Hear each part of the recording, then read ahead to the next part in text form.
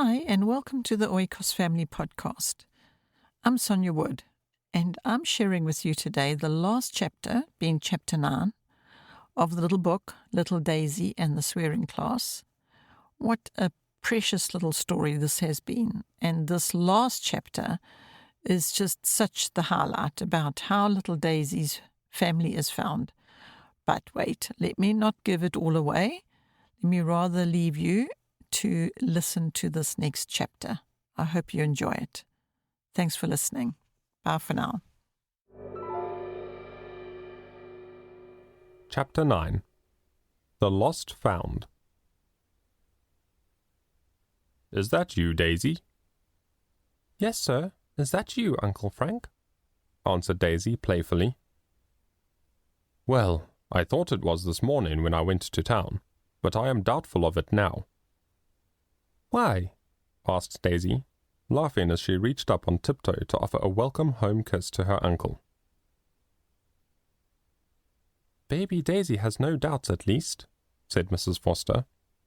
She placed her little daughter, all coos and smiles, in her father's arms. "Let her pull your hair a little to convince you of the fact." "I will still find it difficult to believe," said the General.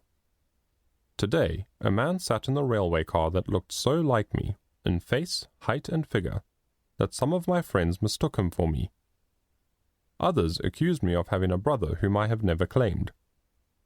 He sat 2 or 3 seats in front of me, and I could not help being amused.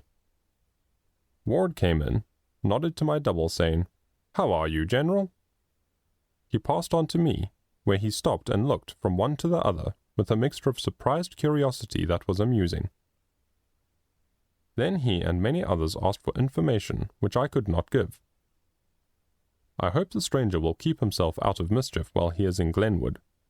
If not, I may be held responsible for his wrongdoings." "Did he come to Glenwood?" asked Daisy. "Yes, he did.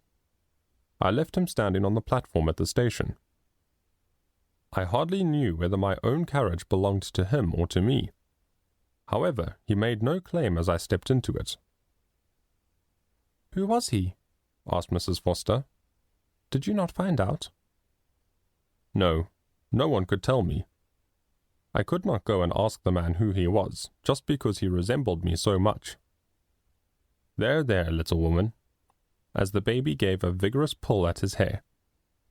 "I've had enough of Mamma's proof.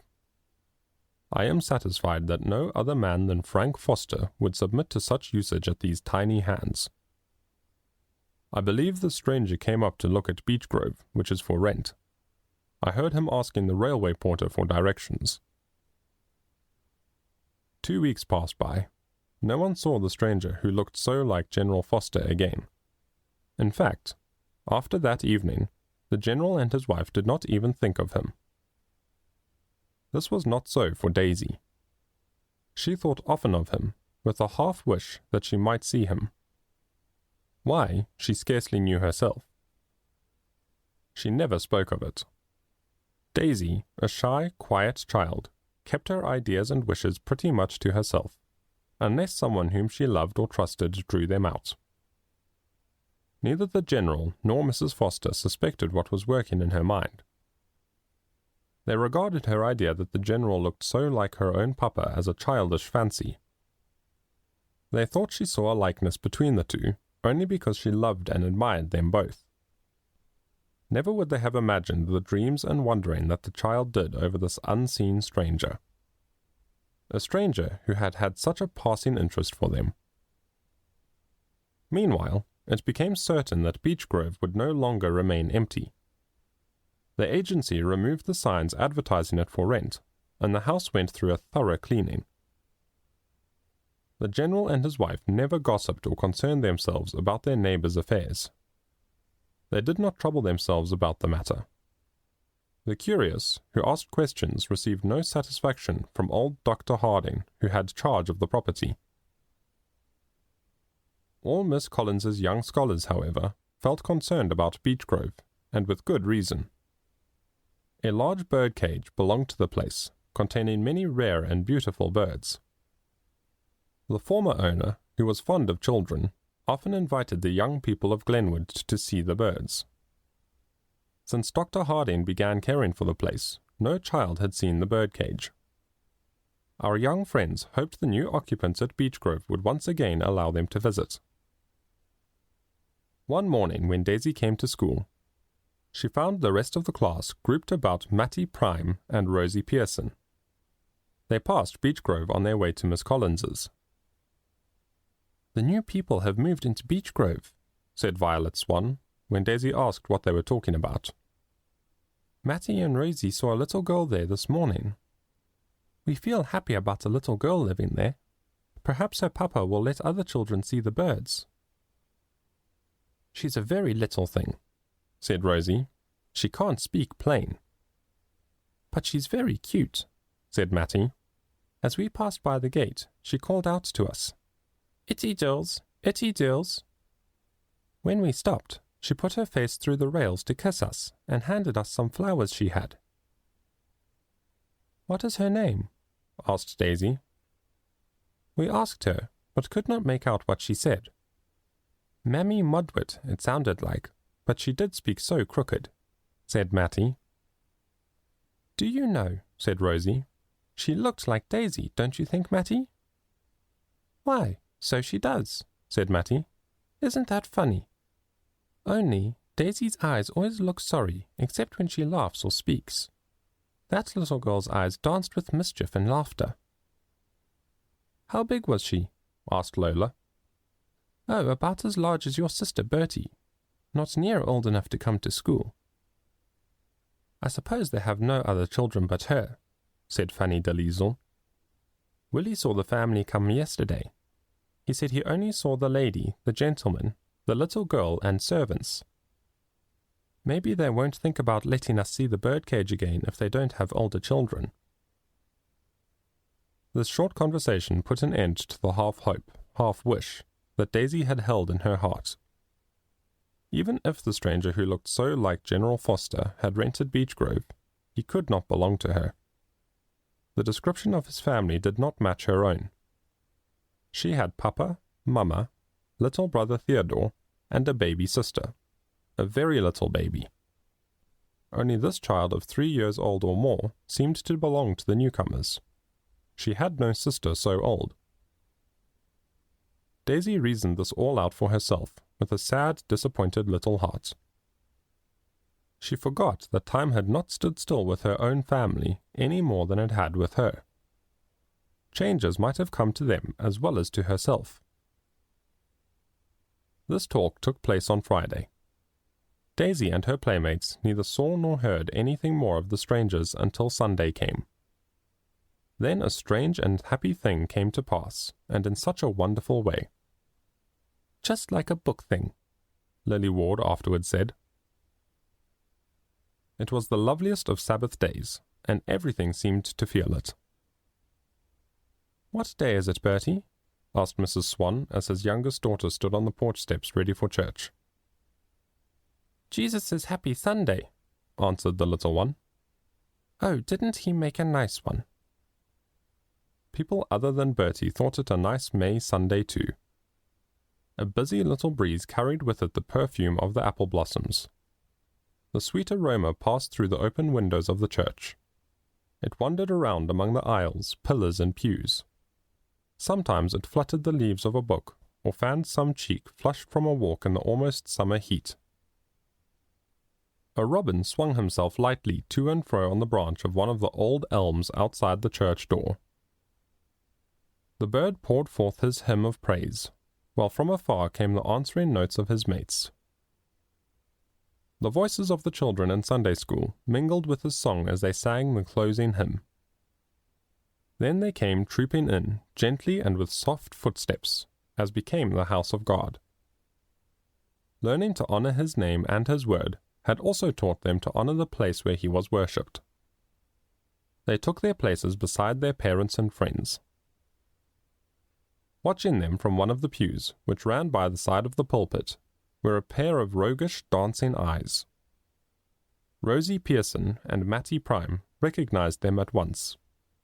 They belonged to the little girl who had peeped at them through the railing of the Beechgrove grounds.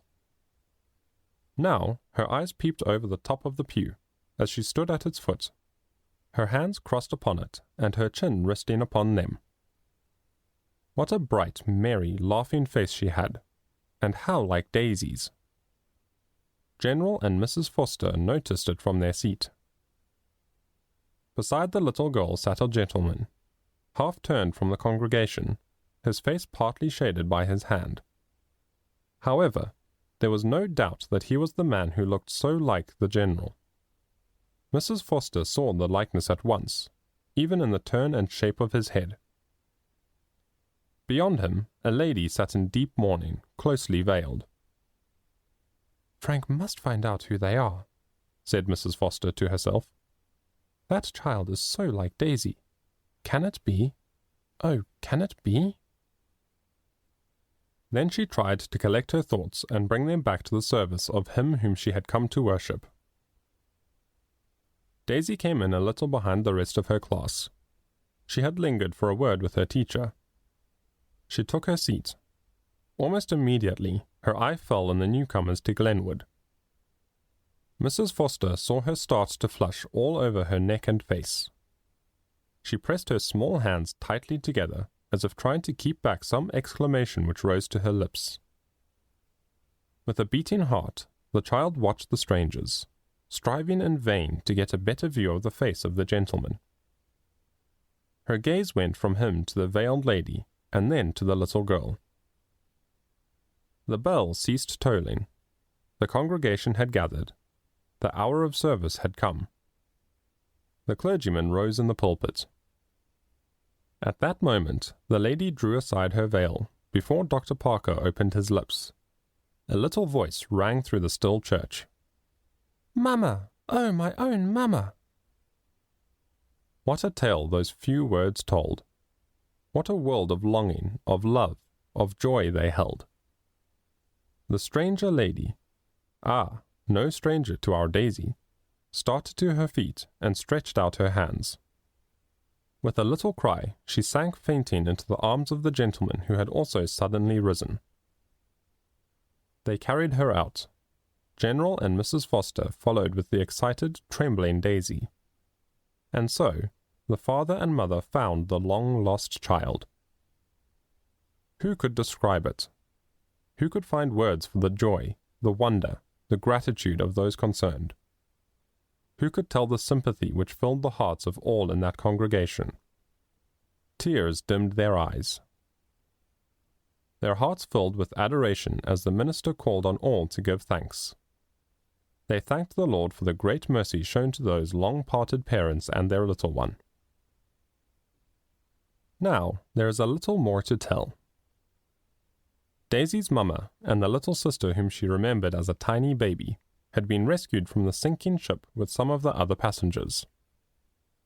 Unable to trace their lost treasure, and believing that the boat containing her had sunk, the parents had gone overseas. There they remained until a few months before this time. They had never seen the advertisements which might have told them she was still living. Daisy told her story. Betty helped out where the little girl's memory failed. Some of the past was a blank because of that long illness. Betty laughed and cried by turns, and would hear of no praise or thanks for what she had done. She declared that Miss Daisy had done her and Jack far more good than she received. She taught them to mind their tongues before God Almighty. Although General and Mrs. Foster had to give up their darling Daisy, they did not have to part with her altogether. She lived so near them that they saw her every day. Indeed, the two families became almost as one, and Daisy felt as if she had two homes.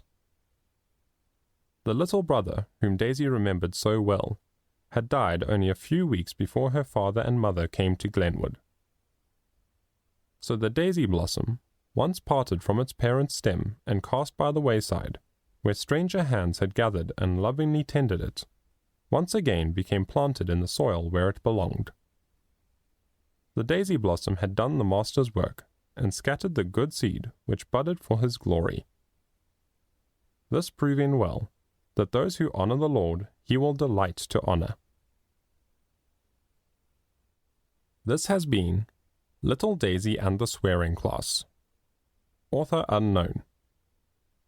Narrated by James Wood. Copyright 1990 by Triangle Press. Audio copyright 2020 by Oikos Publishing Pty Ltd.